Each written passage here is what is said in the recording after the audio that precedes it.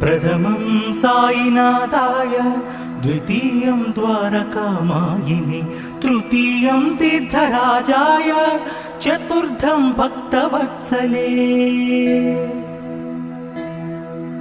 प्रथमं साईनाथाय, द्वितीयं द्वारकामायिने, तृतीयं तीर्थराजाय, चतुर्थं भक्तवत्सले।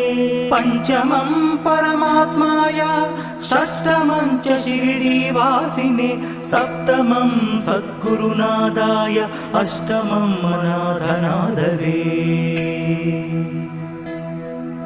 नवमं निराडम्बराय, दशमं दत्तावतारिणे, एतानि दश नामानि त्रिसन्ध्यं यः पठे नरः। नवमं निराडम्बराय,